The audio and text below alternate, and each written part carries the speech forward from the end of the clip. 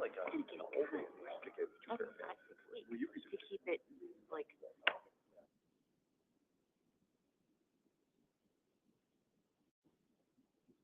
We're a little late.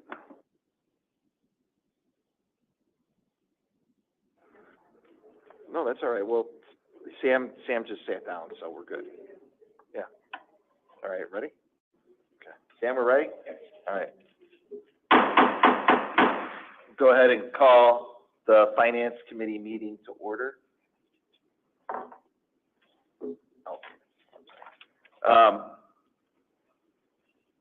Will the Secretary please call the roll? Director Harrington, Present. Director Robinson, Present. and Chair Ryder. Ryder is here. You have a quorum. And I believe we have all of our members here, correct? So we don't have to worry about remote participation. The next regular meeting of the Finance Committee is scheduled for Thursday, September 12th at 10 a.m. Debbie, is there any public testimony? We did not receive any registrations nor any written testimony. Is there anyone here looking to offer any public testimony? Anyone? Seeing none, we will move on to the next item. The next on the agenda are the July 18th, 2024 Finance Committee meeting minutes. These were approved by the board at the July meeting, but are being presented for the committee's review and discussion if necessary. Are there any corrections that need to be made to the minutes? Are there any corrections that need to be made to the minutes? Any corrections need to be made to the minutes? Hearing none, is there a motion to accept item 3A, the July 18th, 2024 Finance Committee meeting minutes? So moved. Motion's been made. Is it seconded? Second. Motion's been made and properly seconded. Any discussion on the motion? Hearing none, all those in favor signify by saying aye. Aye. Opposed? The ayes have it.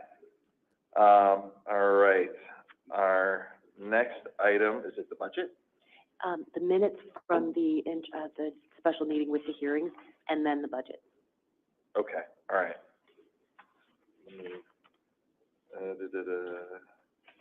Minutes, okay. Here we are. The next on the agenda are the minutes of the special Finance Committee meeting convened on July 26, 2024, for the purpose of introducing the proposed Cook County Health Fiscal Year 2025 preliminary budget and conducting public hearings on August 2nd, 2024, and August 5th, 2024.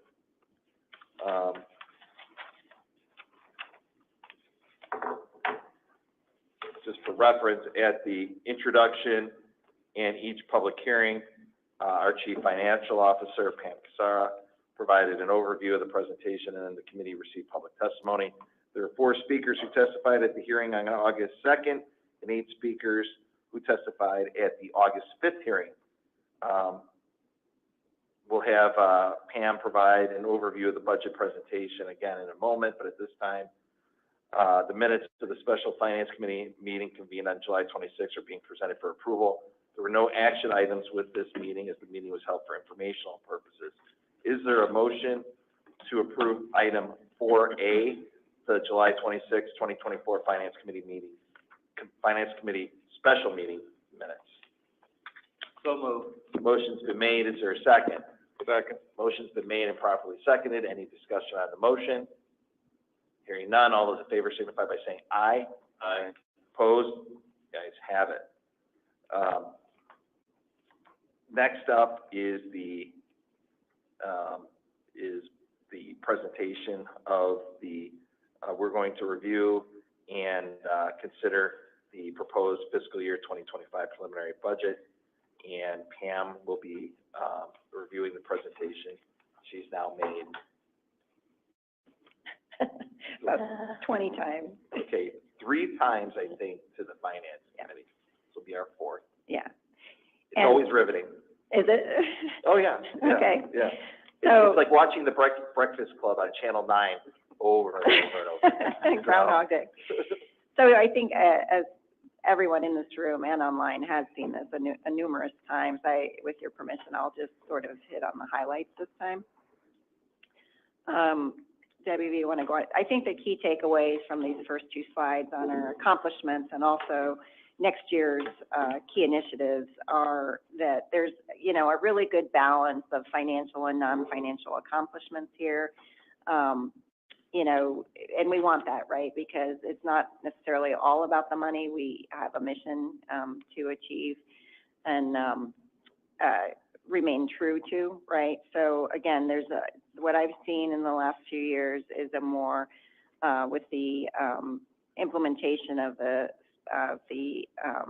pillars, is a more methodical, organized approach to growing the services and improving our processes. And so again, you know, for the budget purposes, the items that help us grow the volume are key, but also the items that help us remove waste and reduce our expenses. Next slide.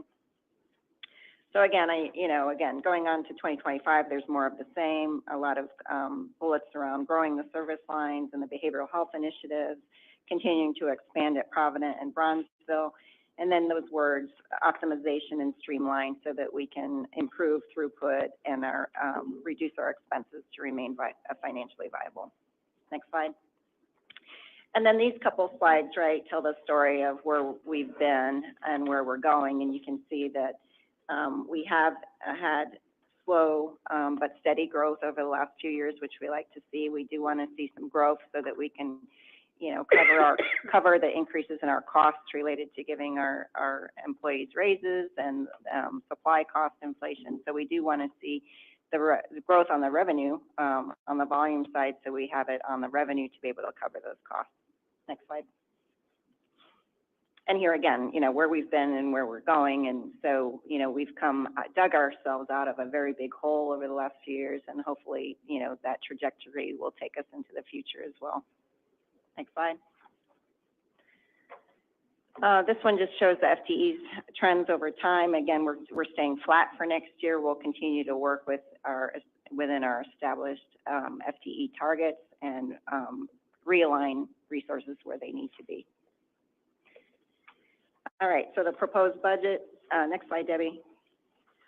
Let's just go to, again, the volumes are the key drivers in the budget, and these are very small increases on average. If you take out county care, it's about a 5% increase on the hospital and clinic side, which again, we think is very reasonable and achievable. Next slide. And then again, the health fund budget is $5.146 billion. Revenue increase $890 million, but again, if you take out county care, it's a very reasonable and achievable 3.6% increase. Next.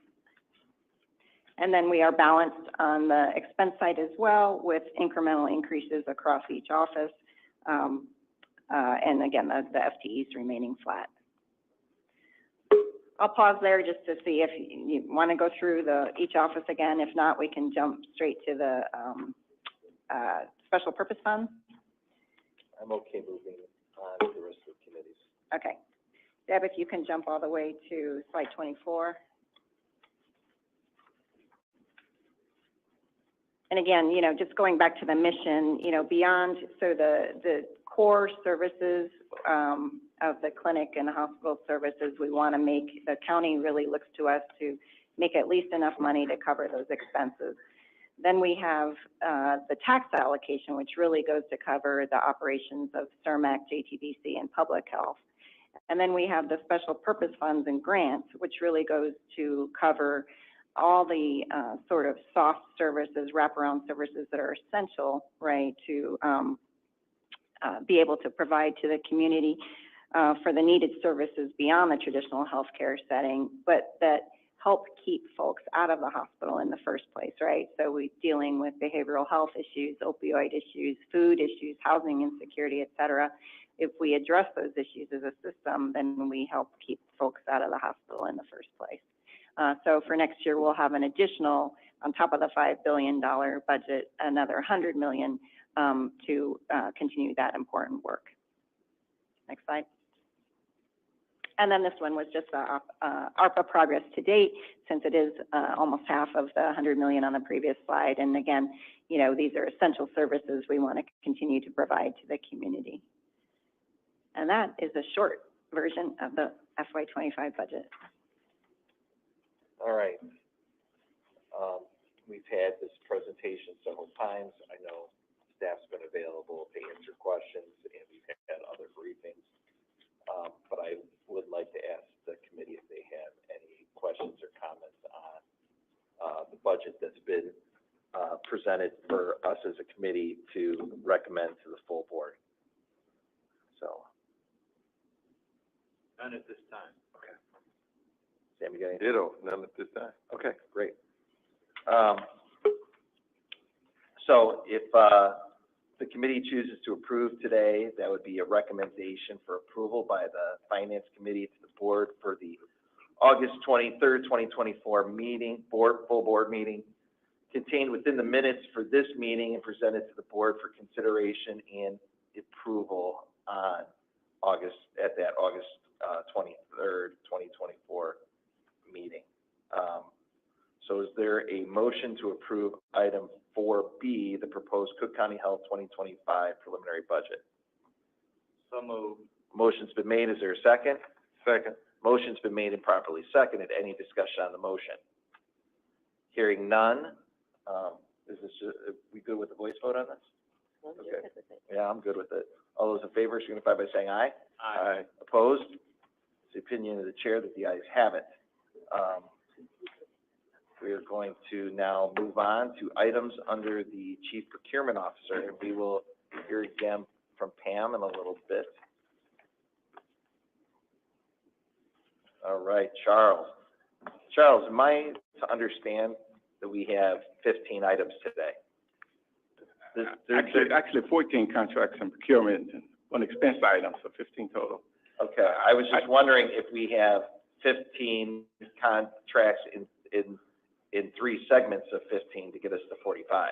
Yes, sir, no. Oh, no, not so at it's all. only 15 period. Okay. Yes. So where I cannot confirm that this may be the smallest, I will, I can confidently say that it's within the top 5. Okay. Which is, hey, Yes, I sir. digress. It's just it's just always, it's just always about how long the reports take and how much we enjoy pouring over all the amount of contracts that this great institution has to engage in to provide services for the public.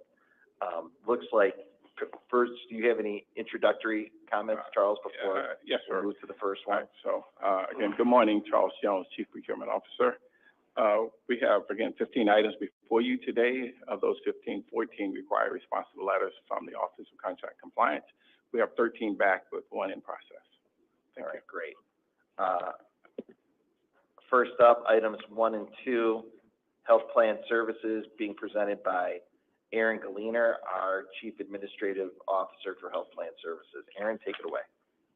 Thank you, Chair, and good morning, Directors. I have 2 items before you today. The first one is a no-cost extension for vendor Epstein, Becker, and Green. This relates to outside legal counsel services that helps us with reviews for compliance with the mental health parity law, which we have submissions that are being submitted to the state and federal government to ensure compliance with those regulations. And then my second item is a extended increase. Vendors is Zeller Dorsey and Associates. They were originally procured to assist us with preparation of our RFP in anticipation the state was going to issue the MCO RFP this year. The state then delayed that RFP. So this extension aligns with the new time frame that we're expecting that RFP to be issued, as well as provide some additional funding. Given the extra time we have a little more opportunity to add some additional things into that RFP response. Any questions for Aaron on either item? Hearing none, thank you, Aaron. We're now going to move to items 3 and 4, which are being presented by Dr. Rudy Kamapoli, Medical Director for Stroke Hospital. Rudy. Good morning, Chairman, Supervisor, and Directors. So I'll be presenting 2 contracts. Both are from our cardiology division, cardiovascular service line. Both are sole sources because these vendors are the only ones who provide these services. So the first contract is a request. The first is a request to execute a contract with for thrombus aspiration catheters with the vendor penumbrum. And these equipment is to mechanically aspirate thrombus from the coronary vessels. The request is for an amount not to exceed $225,000 as needed over a 36-month period, ending November 30th, 2027. The second request is also to execute a contract for cardiac CT assessment service with the vendor being Heartflow Inc., California. Now, this company, they would be providing us with a cardiac flow, fractional flow reserve CTs. And what this essentially do is CTs will be taken during the coronary angiogram, and they will be sent to them, they will report on it. And what this really helps us do is avoid an unnecessary invasive procedure for coronary angiogram in a patient who does not need it. So this would reveal to us whether these blockages seen are clinically significant or not. So these are and this is also for an amount of $195,000 as needed over a 36-month period, ending 30th of November 2027. Thank you. Thank you. Any questions for Dr. Kamopoulos? Hearing none, thank you. Next up are items 5 and 6, equity and inclusion, being presented by Shannon Andrews, our Chief Equity and Inclusion Officer. Good morning, Shannon. Good morning, sir. Good morning to the entire board here. There are two items up from equity and inclusion today. The first is with SHI International Corp. This is a request to increase the contract in a dollar value of $30,127.50. Hey, Shannon, can you move the microphone a little bit closer? Testing, is this better? That is, yeah, that's better. Very good. This request for an increase to this contract will allow for additional functionality with a bonfire system that's being utilized by the supply chain management team to enhance the RFP sourcing and tracking and project management processes within the department. These dollars will be expended before the end of the contract on January 31st, 2025. It was originally procured as a GPO. The next item is a request to execute a new contract. The vendor is Phoenix Recovery Support Services, located on the west side of Chicago. They are a sub-grantee on a Department of Justice grant awarded to complete a pilot program to establish a low-barrier recovery home program. We already partner with Phoenix Recovery Support Services, and these dollars will allow for a pilot which contemplates the entry point of recovery by those who are experiencing homelessness. I believe the time frame for this is October of 2024 through September 30th of 2025. The hope is to have the initial findings from this effort by spring of 2025, with a final report by October of 2025. It is a tight timeline, but we are encouraged based on the fact that this organization is already a part or a member of the Cook County Coordinated Capacity Program, and so the infrastructure already exists to do this type of work, and we are grateful for the opportunity by way of the grant to expand these services.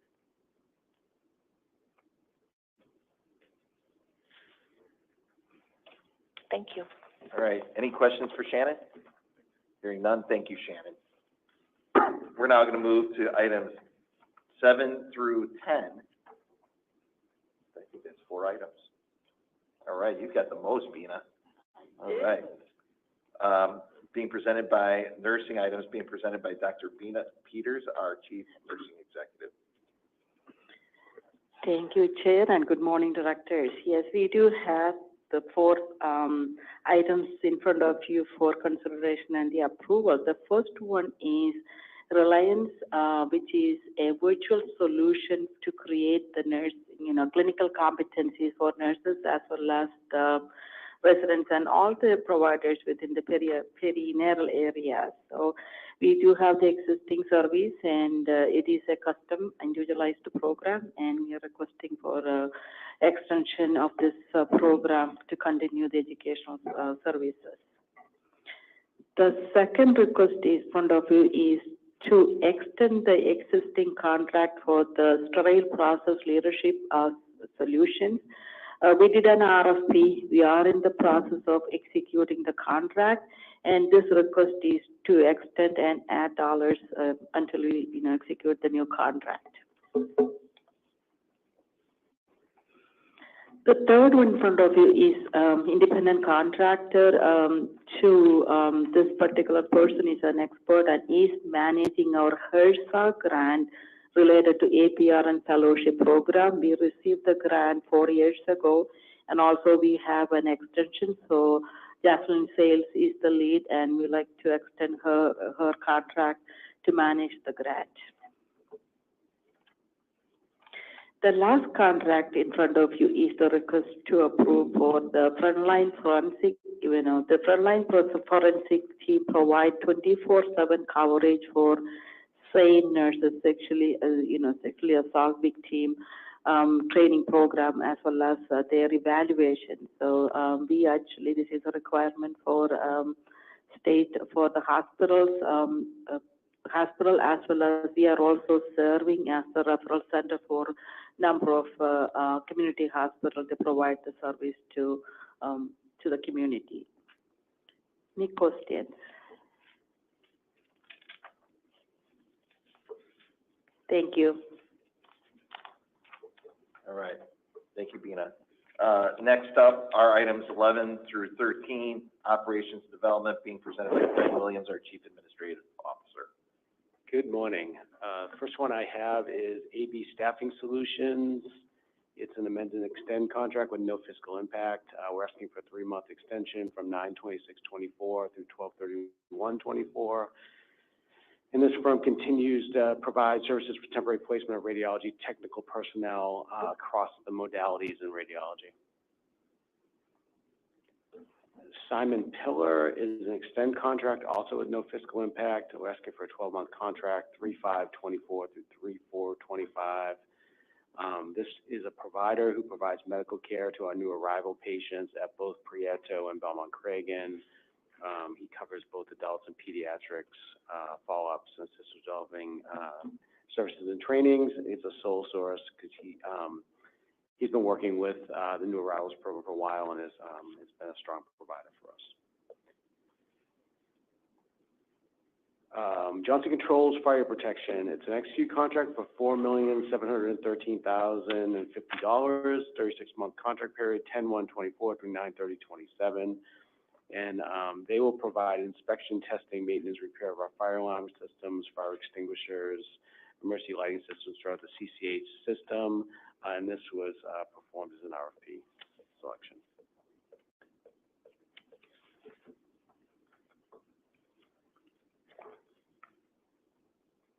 I'm also going to be covering Donica, Austin, Kathy's contracts for this month.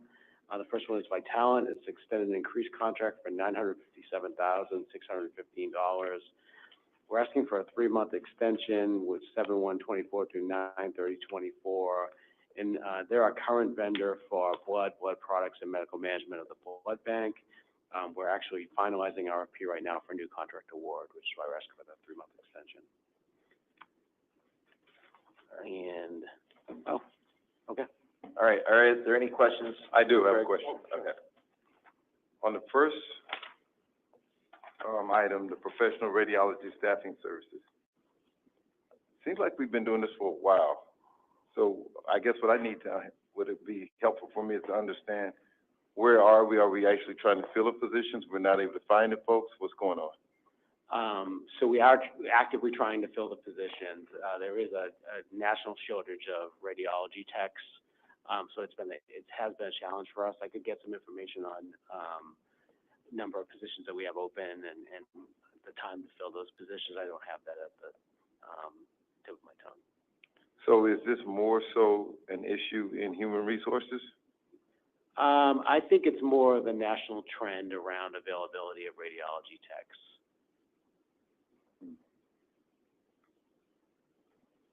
How long have we been trying to find him? I think we've had this contract, you know, Charles, offhand? Since 22.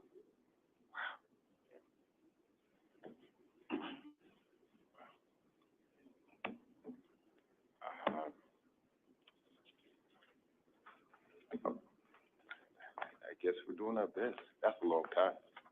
That's a very long time. Yeah. I mean, are we doing anything, any other recruiting efforts, going directly to any programs, work with graduates and things like that, so.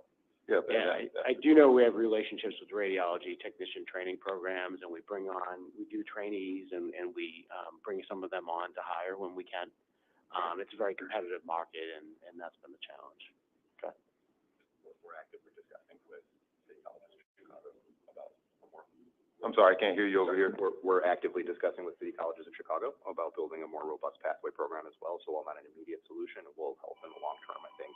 Clinical rotations on site here for more than just radiology, but to include radiology technicians as well. So are we offering up anything like scholarships and X number of years afterwards? Not yet, but it's something we could explore. Reason why I'm asking the question, because I don't know how much we're paying this company. I just have to imagine it's quite a bit. And 2 years into it, it seems as though from a fiscal standpoint, we could have accomplished that objective and put that in place so that we don't have to pay that premium price. I mean, I would think that all things can being equal, if you had a market of people to recruit from, then yes, I think that would operate in the perfect world. Yeah, and that's the strategy we're trying to set up right now, is to basically build that relationship so that we're able to, they're a known entity, they have a relationship with us, we can try to have a more streamlined onboarding process then too.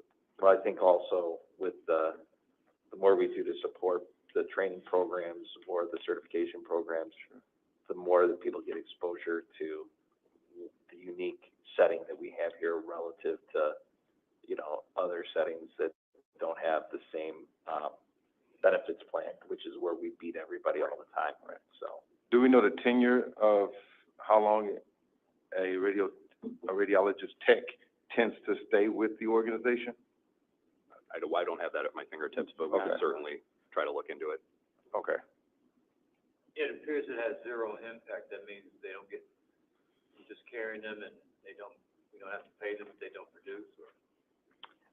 We don't need additional money in the contract that we already have in place. So we do have spend, we didn't spend this year to the extent we thought we were going to.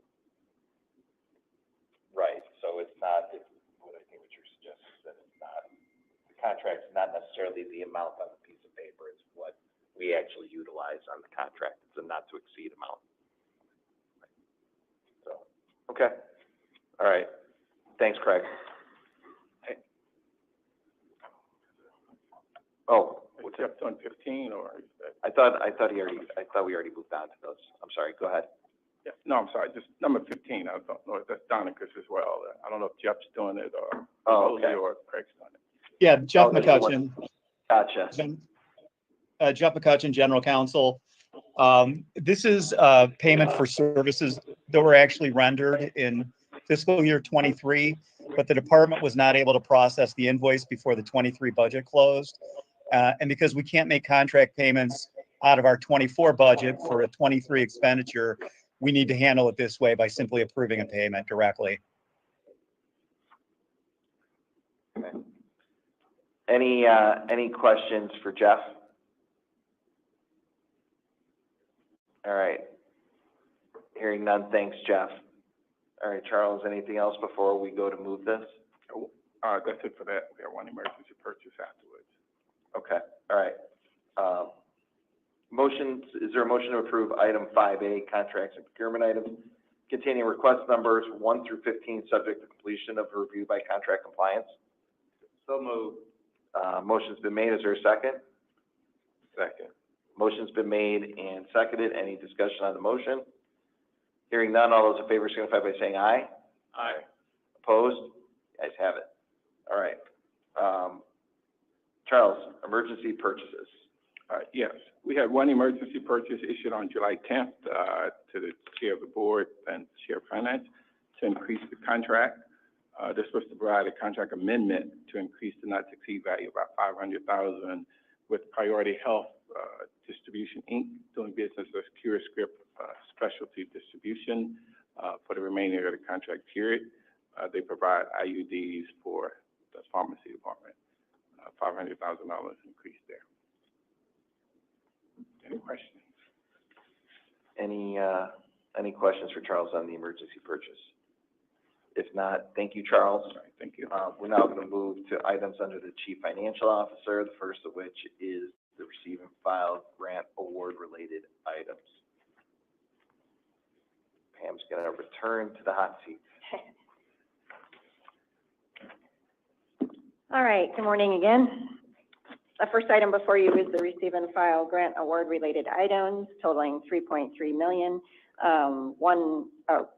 Summarized at the top there by new awards, extensions, and renewals. You can see the bulk of that are renewals. And some of the, executive sponsors are here if you have any questions. Any questions? Hearing none, we'll move on to the financials. Well, we have to do a motion. Is there a motion to receive and file item 6A, the grant award related items? So moved. Motion's been made. Is there a second? Second. Motion's been made and properly seconded. Any discussion? Hearing none, all those in favor signify by saying aye. Aye. Opposed? Guys have it. All right. Sorry, Pam. No. Take it away. Apologies. All right, so for this 7 months ended June 30, we are still a very favorable financial position, $144.9 million favorable on an accrual basis and $94 million on the county's cash basis. The reasons have remained the same. We've had stronger than budgeted volumes on the hospital and clinic side, and then favorable capitation related to the higher than budgeted membership on the county care side. Next slide. So there you see the financial results. I'll just jump to the variance column, bottom line. There's that $145 million positive variance to budget, which is comprised of the $460 million positive revenue variance and a $315 million unfavorable expense variance. Next slide. Again, the key drivers here are all the volumes at the hospital and clinics and the membership on the county care side. Everything is doing better than budget in prior year, with the exception of surgeries, which again, this was through the end of June. We're just lagging behind slightly, but in July, next month when we come back, we will see that they are now at budget. Next slide. This just shows those same volumes over time, again, illustrating that after the 2020 dip related to the pandemic, everything has been consistently growing since then. Payer mix, again, we're keeping an eye on this one as the redetermination process is coming to an end. You can see we have seen a decrease in the Medicaid as a percent of total and an increase in the uncompensated. But in addition to that, we've also seen the commercial payers as a percent of total continue to grow, which is great because that shows that that people are actually choosing to come to county and not just that they have to because they have no insurance or Medicaid. Next slide. Rev Cycle continues to climb out of their issues related to the Change Healthcare breach. You can see here where they're still in the red on the AR days, but we are on track to get everything posted. Again, the issue here was not being able to send the bills out for an amount of time, and then once we got the bills out, not being able to post the money received for an amount of time, and again, we're still working through all that. Can I ask you a question? Sure. You said that they, on the payer mix, that you notice that people are choosing to come. Can you give me the rationale behind that statement? Just that the commercial, you can see the increase. We used to have very small commercial payers, which is your Blue Cross, your Aetna, your Cigna, your Humana, right? Because everybody in town takes those insurances and would be happy to take those patients. But you can see over the last several years that has grown 6.5, 6.8, 7.4, 7.8. So we're seeing more and more of those patients, those type of patients that have other insurances besides Medicare and Medicaid coming to Stroger for services. Okay, thank you. Mhm. All right, denials. Denials continue to be great, continue to track under the industry benchmark of 2% of collections. The government denials keep going down and the underlying reasons keep going down as well. So again, kudos to Curtis and his team for keeping up on the revenue cycle turnaround plan. And then our charity and public program expenditures are ticking up a little bit this year. Again, that's sort of correlated to the payer mix slide. So we are seeing a little uptick in charity and uncompensated, which is bad debt, related to some of the folks falling off the Medicaid rolls. And then our savings initiatives, we would hope to be 7/12 or 58%. We're lagging a little behind here at 45, related to revenue cycle as well, and the cleanup that is still going on there. We do hope they will, or anticipate they will meet their goals by the end of the fiscal year. And then county care, the story here, of course, is the membership, the graph at the bottom. You can see the last 2 months, we started to see a slight downtick in the membership, and the light red being the HBIA, HBIS population, which is also going through redetermination now. But they are at their budget year to date. Any questions? Not a question, but a comment. I think it's worth noting that you mentioned it, but I think it's really worth applauding again. The denial rate, that's absolutely fantastic. Again, I say that's perfect. Yeah. I know you don't want to take a ride around the lap with me, but I think it's worthy of it. Very good job. Thank you. And Curtis is on the call and appreciates your comment.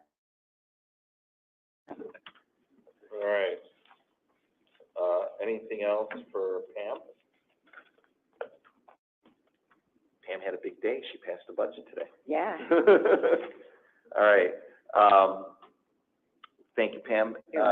With that, I believe that we've exhausted the agenda. We have exhausted the agenda. I'm not going to hedge on that. We have exhausted it. So we are adjourned. See you all at the board meeting. Thank you. Thank you.